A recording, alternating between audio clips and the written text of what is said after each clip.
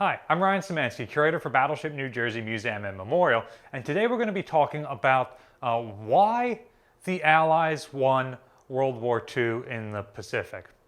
And this is a relatively simple question for me to answer. The answer is the massive shipbuilding capacity of the United States in general. The U.S. just flat out outbuilds Japan. It is a naval war, and even though the United States is fighting a two-front war, the number of ships that the U.S. builds blows Japan out of the water. In 1944 alone, the United States put into commission more ships, because some of them took longer than a year to build. But in 1944 alone, the United States built more ships than the entire pre-war Imperial Japanese Navy. If the entire pre-war Japanese Navy survived until the end of the war without taking a single casualty, and you added every single Japanese ship built without any casualties to that number, the United States Navy between 1942 and 1944 still outproduced, still built more ships than Japan had. And this doesn't even count the American ships that we have at the start of the war, or the ones that we finish in 1945 where things are ramping up. So simply put, Japan could not win a long war with the United States. This is pretty common knowledge today among us. Why would the Japanese start a war that they couldn't win? Did they think they could win? We'll answer that question in just a second. But first, a word from today's sponsor. Today, Battleship New Jersey is sponsored by Under Lucky Stars. They produce star charts like this one, which tell us what the sky looked like on a specific date, time, and place. So the one I received is what the stars look like above Philadelphia, Pennsylvania on December 7th, 1942, which is the date that Battleship New Jersey was christened and launched. And this is a very important date for the U.S. Navy. We're going to talk about that in a little while.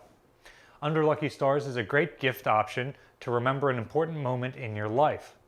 All you have to do is enter the location, date, and time of your special moment, the one that you wish to commemorate, and they will tell you exactly where the stars were on that date.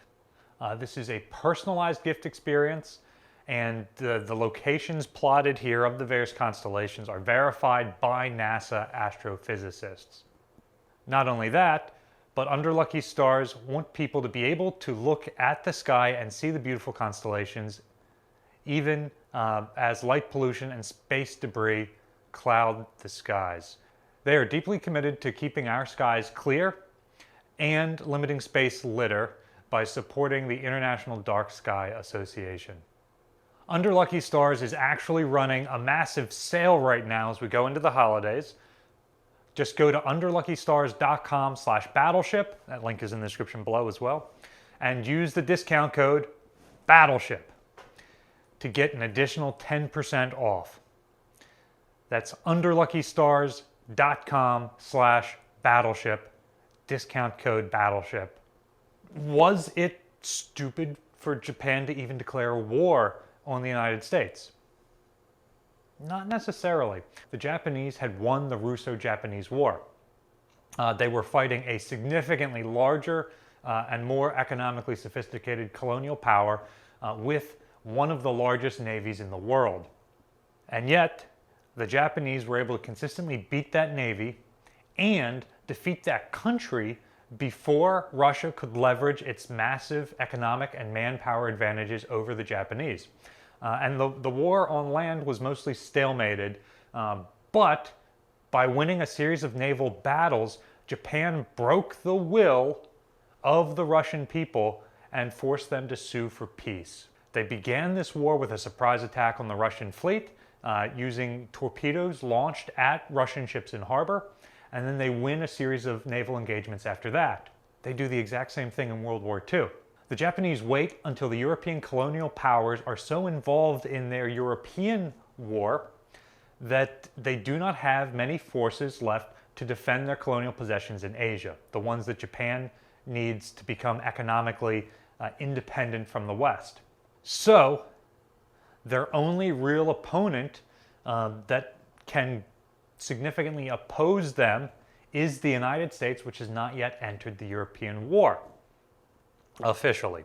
So, they launch a surprise attack using torpedoes on the American Pacific Fleet at Pearl Harbor and score a decisive and devastating victory against the United States.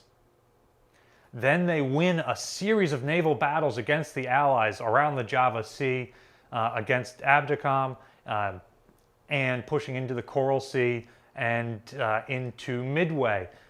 And they feel like if they can win one more major battle, if they can sink a couple more Allied capital ships, that will break the American will to fight. But obviously it does not. Why did the Americans continue to have the willpower to fight the Japanese? It's because of the massive shipbuilding capacity that was coming online, like we talked about at the beginning of the video. So, just how massive was this? During World War II, the United States commissioned 10 new fast battleships. Japan commissioned just 2. The United States commissions 18 fleet carriers, 17 Essexes, and Midway. The Japanese commission just 7. We build 9 light carriers to Japan's 1, and 114 escort carriers to Japan's 4. In fact, we build so many of those that about 1/3 of them we give to Great Britain, and many of them serve in the Atlantic. Heavy cruisers are 15-0. Light cruisers 33-7. Destroyers are about 350-30, and submarines, we double them with about 200 to 114. Destroyer escorts, we build just under 600 to Japan's 200, and again, many of those we give away as Lend-Lease.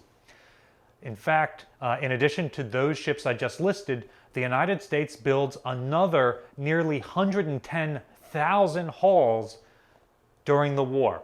These are auxiliaries, landing crafts, other vessels of all types. This is utterly, utterly unprecedented.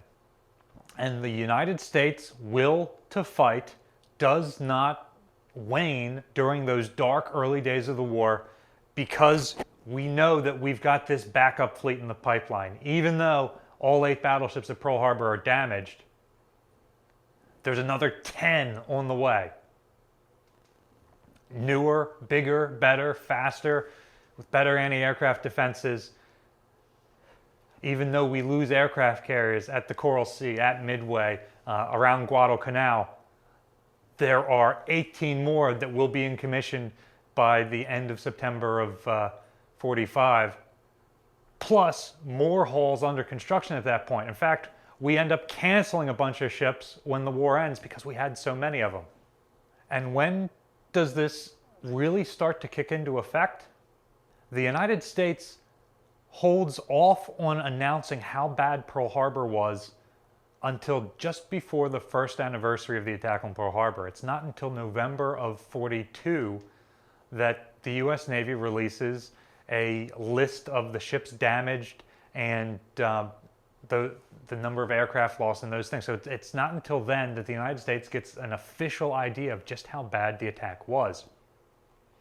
But the weekend of the first anniversary of Pearl Harbor, known as Pearl Harbor Weekend or Navy Weekend, is when the United States intentionally launched 26 Pearl Harbor Avengers.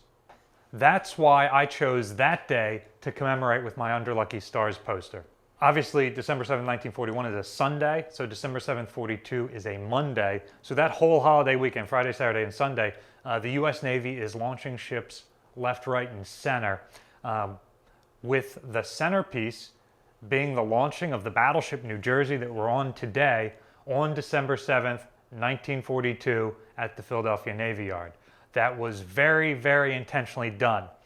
New Jersey is infinitely more powerful, an order of magnitude more powerful and 2 generations more evolved than any ship we lost at Pearl Harbor.